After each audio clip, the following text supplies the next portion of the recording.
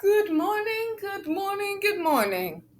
Very stupid o'clock, everyone. Welcome to another episode of Spilling Tea. I am your host, Tiffany Daniels. And yes, they have me working later today because New Year's Eve. But do they give me a day off? No. So it's going to be a long day of stupid calls and customer service transfers.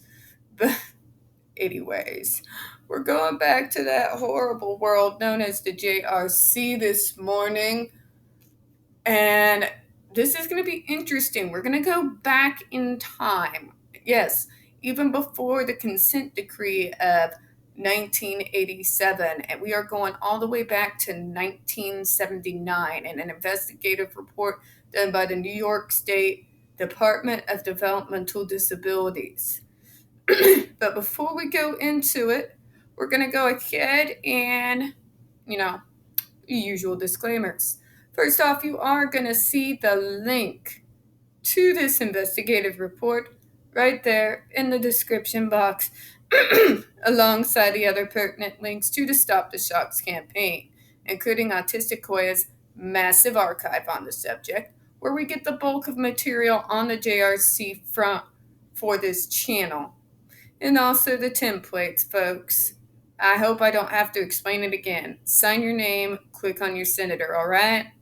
And also the ever-present change.org Shut to Judge Rotenberg Centered Down petition. Now, if you want to know why in two videos back to back I'm wearing the same clothing, it's because I'm doing two videos this morning because they have me working till 5:30 tonight and then 3:30 tomorrow. I need to sleep. So we're gonna basically do this video here, and then I'll release the second video I'm gonna do directly after this tomorrow. Alright, now folks, when we talk about the JRC, you're gonna hear vivid descriptions of and catch surveillance footage of peoples with disabilities being tortured and abused. If you got young children present, please go ahead and use your headphones, alright? Okay, and also remember, folks, it is 4:51 a.m. stupid o'clock in the morning. So if I stumble over any of my words, my apologies in advance, alright? I'm gonna put this down. I need it to cool.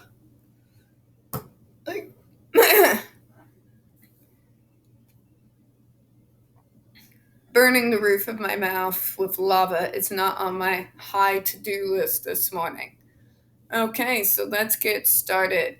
This is to Fred F. Finn, Deputy Commissioner for Program Operations, Hall's Director of Program Services.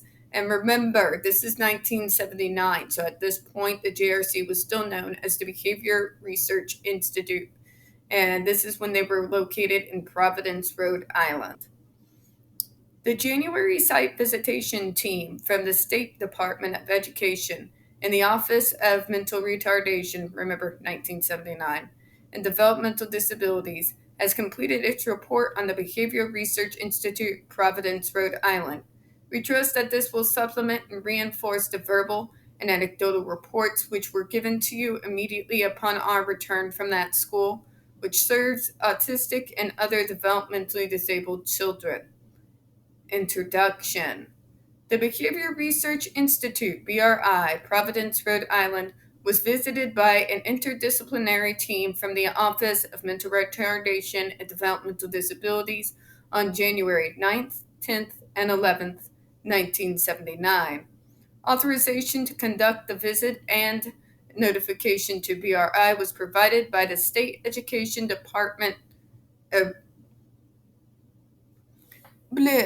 A regional associate from the State Education Department accompanied the team to BRI on the first day of the visit. One purpose of the visitation was to conduct an unannounced follow-up visit to a November 1978 on-site assessment of the BRI program, which was carried out by a New York State interagency group. As a result of the findings of this interagency group, a lengthy report was prepared and submitted to Dr. Matthew Israel, Director of the Behavioral Research Institute, citing areas in which education and treatment program of that school did not comply with New York State law and New York State Commissioner of Education rules and regulations. God, even back then. And folks, let's remember 1979, okay? If they, to this day, are not meeting the regulations of 1979, think on it. Think on it a minute. As a result of the November visit, BRI was asked to modify its program, to redirect its utilization of staff and facilities, and to bring its services into compliance with appropriate federal and state mandates. BRI had been notified that an unannounced site visit would be made to evaluate its progress on these matters. An additional important purpose of the January visitation was to observe, individually, the 14 New York State children currently residing at BRI and conduct psychological and educational assessments of these individuals. Such evaluation was necessary to assess the appropriateness of the BRI program and to plan for those youngsters should they return to New York in the near future.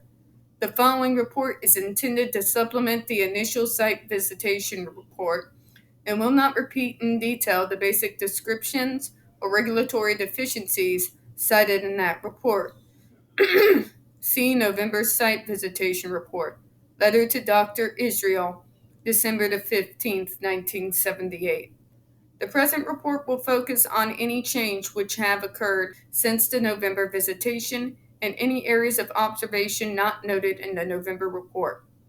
The January team carried out its responsibility by performing the following functions during the 3-day visitation: participating in a tour and general overview of the BRI program, viewing BRI admission films, both the prepared films and some unedited films of New York State clients, conducting individual psychological and educational assessments of all New York State students, performing classroom observations of all of the New York students on the individual basis, reviewing each client record, observing either evening or morning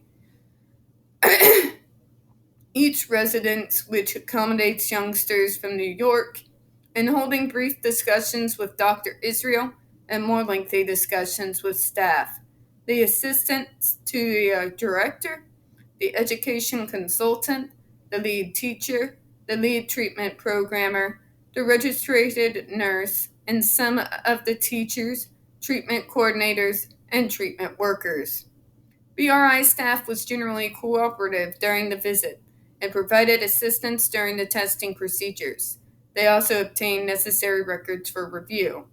Dr. Israel stated BRI wished to make certain that the visitation team was not denied access to pertinent information. Nevertheless, relations between the BRI staff and the visitation team became increasingly strained during the 3 days. Oh, I bet. During that period, articles appeared in several newspapers regarding the controversy over the treatment program administered at BRI. Think about this. There was controversy about how they treated their students in 1979 before they began the GEDs. Just saying. Just saying is all. Sorry, allergies. Student characteristics. At the present time, BRI serves 16 clients whose families reside in New York State. One client is a private student, a young adult whose parents are paying the tuition costs independently. The remaining 15 youngsters are enrolled under the auspices of New York State agencies. The November report indicates a total of 14 New York students. The additional student represents one child who was admitted to the program after the November site visit. Most of these youngsters exhibit serious behavioral disorders with documented histories of aggressive, destructive, self-abusive, dangerous, or severely inappropriate behaviors. Folks, remember this is 1979. For some reason, in the 70s and back towards infinity, people couldn't get the concept of maybe figuring out what's triggering the behaviors. They would just assume, well, they're nonverbal, Tiffany. How we're supposed to figure it out? I'll say it once. I've said it once. I've said it 1,000 times. I'll say it again. Behavior is communication. Okay? Use those problem solving skills, folks. Think critically. A review of educational histories of youngsters shows that many have been in a variety of residential settings in the past. Residential treatment centers for the emotionally disturbed. We remember what those used to be like, folks. Private schools or developmental centers for the mentally retarded, and programs for the autistic or neurologically impaired. Yeah, impaired my ass. Tell that to my 186 IQ fuckers. Sorry, 70s, but. Perhaps the most remarkable feature of their educational histories is the number of prior schools that individual children have attended and the number of other programs which have refused to accept them as students. It's an ableist world, folks. What can I say? Several students were only recently transferred to BRI for the most recent admissions in October-December of 1978. I know that they've used this shit from the 1970s. They use this sort of shit, the JRC, who used to be the BRI, as their defense. But it's a bullshit defense now because there are now many schools of thought, many types of treatment programs that do not require punishment. So, as saying, medicine has advanced. Individual student psychological and academic evaluation were completed with each child. They give evidence of severely handicapped youngsters. God. Tests were administered without reward or punishments. Many students demonstrated that they would not participate without the use of a continuous reward system, and several reverted quickly to inappropriate behaviors when they discovered that punishment would not be applied. Gotta love that victim blaming, right? Thanks, New York State. So, you all are assholes too, especially in the 70s. Gotcha. Notably, one child who has been evaluated only a year earlier by the same psychologist seemed unable to perform the same cognitive level as he had previously. Regression is a thing when you no longer have the fear of punishment over your head, but you've been severely abused and you have a neurological disability, especially when you're autistic. Guess what happens? Your disability and your PTSD commingle, and there is what we call regression, or as we like to call it, autistic burnout. So, yeah. People like the JRC use things like the justifiably and psychologically understandable burnout as a means to say why their system works, which is insane. Just, yeah. He could no longer perform such simple tasks as matching colors and appeared inattentive to the external environment. See, that's what happens when you have psychological trauma and you're autistic, folks. When you're getting abused at the level that they are at the JRC, guess what's going to happen? We're actually going to go ahead and stop here this morning because I want to get into this here. And I know I've talked about it before on this channel. There is a thing called autistic burnout. And it can happen for a myriad of reasons. But it generally comes from trauma, complete absolute emotional exhaustion that comes from having to constantly mask all the time before people like this. It's overwhelming sensory. It's a whole lot of things all coming in together.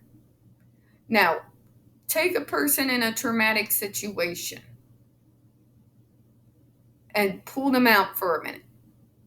And they have autism. And they are no longer under that threat. Well, then that is a safe time in order to, express oneself. When that stress and that fear is taken away, you then have the opportunity, your brain does, to then process the trauma, right? But being overwhelmed by all the emotions that you are dealing with due to the trauma, it becomes emotionally exhausting. And what happens? Autistic burnout, where you will see a loss of skills that you had previously had. This happened to me when I was taken out of my situation. Both times, I might add. You would lose, my ability to socialize went right straight down into the toilet. And even something as simple as going to the bathroom became difficult for me when I was removed from a traumatic situation. That's what they're talking about here, folks. If you want a good indication whether someone who's neurodiverse, either ADHD or autism, if you want a good indicator if trauma has happened to them, look into their files. Have they suddenly had a regression? Remember, behavior is communication. So if there is a sudden loss in skills, that's not something that just happens. It's called burnout. And that is a good indicator that you need to investigate and see what's going on in order to best assist and help them move forward. And it takes time. I had to relearn the skills that I lost. And that was an incredibly frustrating experience. But yeah. Now on that note, I'm going to go ahead and close out for this video. And we'll go ahead and get ready to start the other one. We don't get very many views on this channel, especially on this subject. The few that we do tend to get removed from time to time. So folks, please don't forget to hit that like button, hit subscribe, and don't forget to hit the comments. I do appreciate your time this morning. And as always, we here at Smelling Tea hope you have a good one. See you next vid.